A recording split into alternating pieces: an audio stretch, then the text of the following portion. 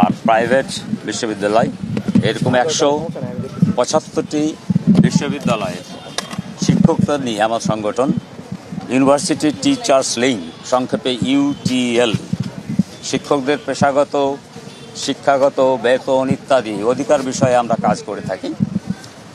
যেহেতু আজকে ঢাকা বিশ্ববিদ্যালয়ে রাষ্ট্র নির্বাচন হচ্ছে, সকাল 8টা থেকে নির্বাচন শুরু হয়েছে।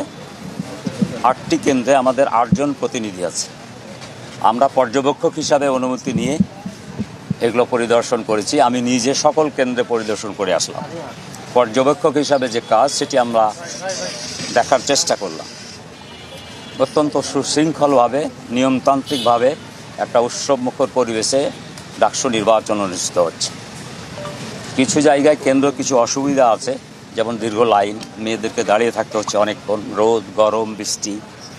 এরপরেও খুবই আনন্দময় পরিবেশে শিক্ষার্থীরা ভোটদান করছে। শামসুন্নাহার হলের ভোট যেখানে হচ্ছে ইউ ল্যাবে এবং ঢাকা বিশ্ববিদ্যালয়ের ক্লাবে, এবং জগন্নাথ হলের যে নির্বাচন হচ্ছে আরও 2টি, সেটা ঢাকা বিশ্ববিদ্যালয়ের জিমনেশিয়ামে, সেখানে গরম এবং অন্যান্য কারণে পরিবেশটা খুবই অসহনীয়। এই অবস্থাকে উপেক্ষা করে শিক্ষার্থীরা কিন্তু ভোটদানের জন্য আগ্রহ সহকারে দাঁড়িয়ে আছে। এটা অনেক বড় পজিটিভ দিক মনে করি ঢাকা বিশ্ববিদ্যালয়ে ডাকসু নির্বাচনের জন্য। নির্বাচন কমিশনার এখানে 10 জনের যেখানে আছে, এখন যিনি দায়িত্বপ্রাপ্ত মূলত আছেন জসিম সাহেব, উনি খুব একটা নাজুক পরিস্থিতি আছে। ওনার ছেলে 3 দিন থেকে লাইভ সাপোর্টে আছে। ওনার অনুপস্থিতিতে এখানে যারা দায়িত্ব পালন করেছে তারাও সচেষ্ট আছেন। এরপরও কিছু জায়গায় অসুবিধা হয়েছে সাপোর্টিং ক্ষেত্রে, যেমন যথেষ্ট কর্মচারী, আমাদের কী বলে রিটার্নিং অফিসার, এরপরে পোলিং অফিসার যারা আছেন, সেখানে তাদের যে সাপোর্টটা দেওয়া দরকার, যেমন গরমের মধ্যে পানি, খাদ্য, নাস্তা ইত্যাদি, এগুলোতে কিছু অসুবিধা হচ্ছে। এরপরও আমাদের শিক্ষকরা, অফিসারগণ অত্যন্ত ধৈর্য সহকারে একটা নিয়মতান্ত্রিকভাবে ভোট গ্রহণ করছেন এবং খুবই আশাব্যঞ্জক বা উৎসাহব্যঞ্জক যে আমাদের মেয়ে শিক্ষার্থীরা দীর্ঘ লাইনে রোদ্রে দাঁড়িয়ে 1 ঘন্টা অপেক্ষা করে বুথে যেতে পারছে। তারপরেও তাদের মধ্যে কোনো বিরক্তি নেই। 2-একজনের কাছে আমি জিজ্ঞেস করেছি, তারা বলছে আমরা জীবনে প্রথম ভোটদান করছি। এটি আমাদের জন্য অনেক বড় দিক। এগুলো এই নির্বাচনকে মনে হয় একটা খুব স্মরণীয় করে রাখবে বলে আমার ধারণা।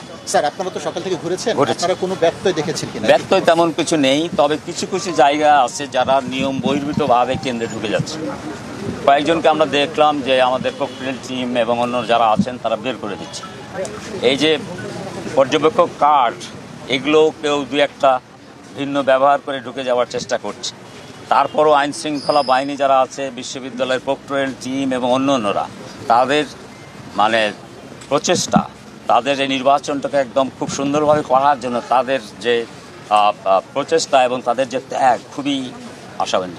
কারচুপির মতো ঘটনা না, এখন পর্যন্ত আমরা এটা দেখিনি, কোথাও দেখিনি। আমরা দেখেছি অভিযোগ করতে, কেউ হয়তো অভিযোগ করতে পারে, 2-একটা ছোটখাটো বিষয়ে আমিও অভিযোগ করেছি, তখন দেখলাম যে তাদেরকে বের করে দেওয়া হচ্ছে। স্যার, আরেকটি বিষয়, সেটা হলো যারা প্রার্থী তাদেরকে কেন্দ্রে ঢুকতে দেওয়া হচ্ছে না। আমি এটা দেখিনি, কোনো প্রার্থীর সাথে আমার দেখা হয়নি। স্যার, আমি বলি আপনাকে, প্রত্যেকটা প্রার্থী যারা নির্বাচনে অংশগ্রহণ করেন তাদের কিন্তু অ্যাক্সেস থাকে কেন্দ্রগুলোতে ঢুকে, সেখানে স্বাভাবিক।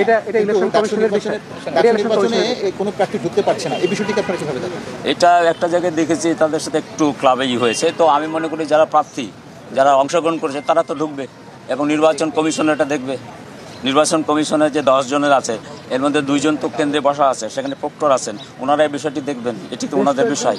বেশ কয়েকজন প্রার্থী অভিযোগ করেছে আচরণবিধি লঙ্ঘনের ব্যাপারে, সেটা হচ্ছে 100 মিটারের ভিতরে প্রচারপত্র বিলি করা যাবে না। এবং আমরা এটা 2-একটা ক্ষেত্রে হয়েছে, তবে শিক্ষার্থীদের বোঝার ক্ষেত্রে মনে একটু ভুল আছে। আপনি যখন এখান থেকে ঢুকলেন, এটা 100 মিটার, বাইরে তো 100 মিটার না। আপনি কাকে ভোট দিবেন সেটা নিয়ে যাবেন না, নিয়ে যেতে হবে। তো এতজনের প্রার্থীর নাম তো মুখস্থ করলে আধ ঘন্টা লাগবে ভোট দিতে। আপনাকে প্রস্তুতি নিয়ে যেতে হবে, কতজন ভোট দিবেন ডাকসু এবং হলে, এটা লিস্ট তো আপনাকে নিয়ে যেতে হবে।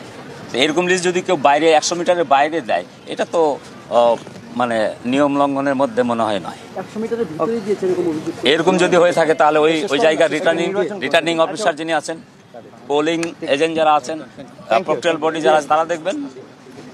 সবশেষে আমি বলতে পারি খুব সুন্দর পরিবেশে একটা নির্বাচন হচ্ছে, এটি হচ্ছে অনেক বড় দিক। এবং আপনাদের এখানে এসে এইরকম একটা অনুষ্ঠানে আমার কথা শোনার জন্য আপনাদেরকে অনেক অনেক ধন্যবাদ। আনুষ্ঠানিকভাবে নির্বাচনের পরে